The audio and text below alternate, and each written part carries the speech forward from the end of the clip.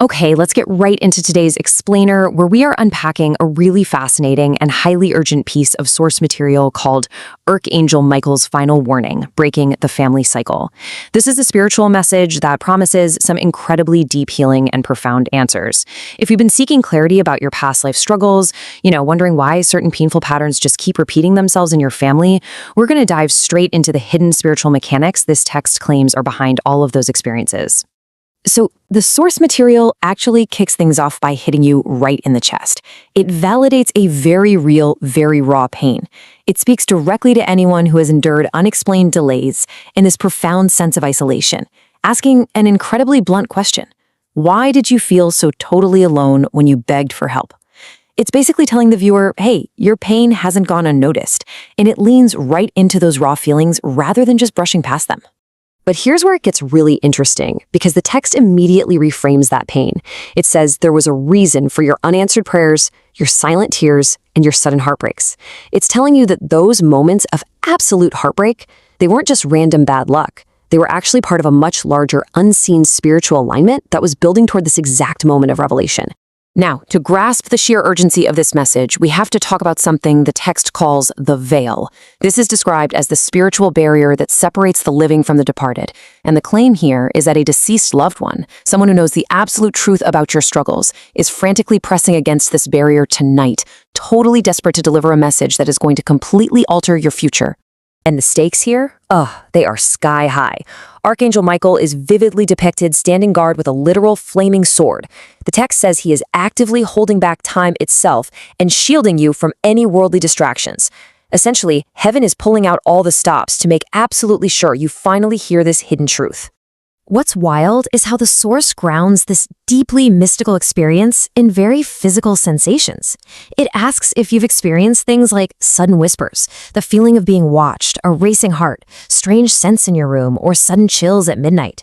It insists these aren't just your imagination running wild. Rather, they're undeniable, physical proof of a spiritual presence desperately trying to get your attention before the window completely closes.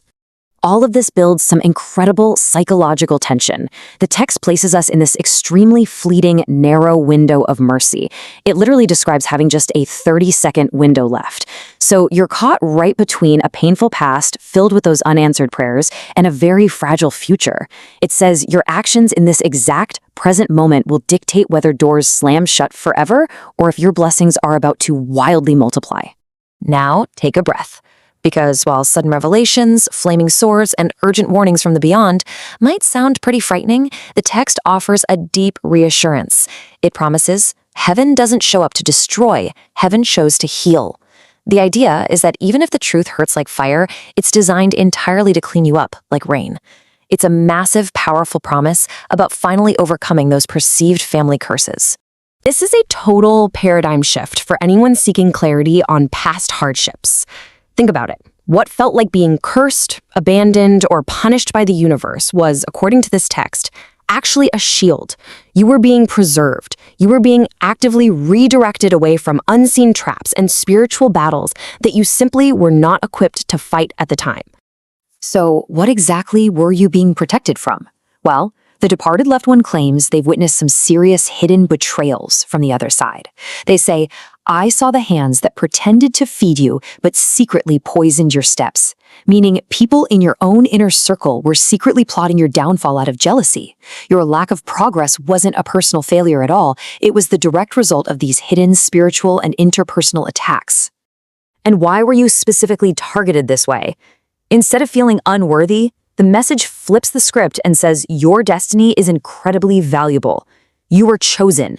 And because you were chosen, that made you a primary target for the enemy's attacks, confusion, and all of life's intense delays. It is a really fascinating perspective that transforms the feeling of being a victim right into proof of your divine importance and immense future potential.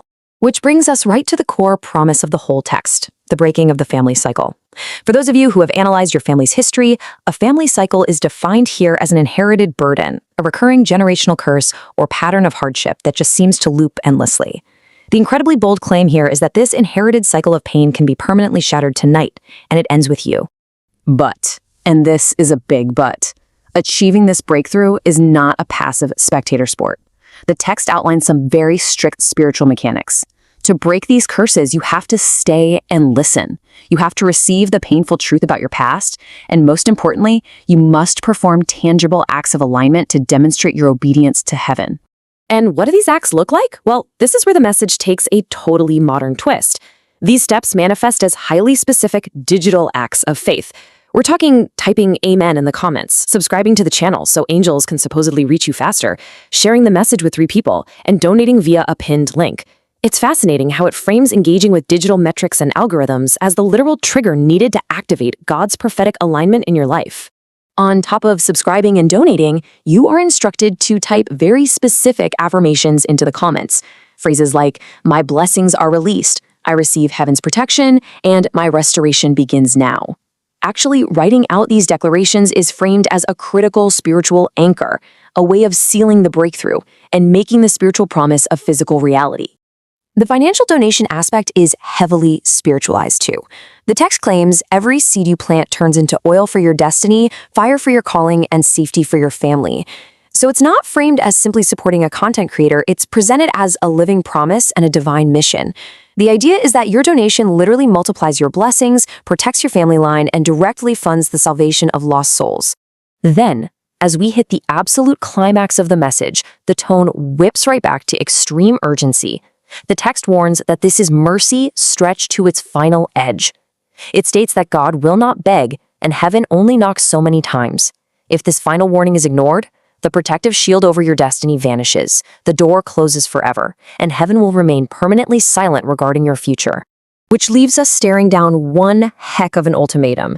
Based on this message, you either embrace these specific digital acts of faith to break your family cycle, or you let this fleeting 30-second window close for good. It really forces us to think about a profound question. Are we truly bound by the inherited pain of our past? Or do we hold the literal key to shattering those cycles right now?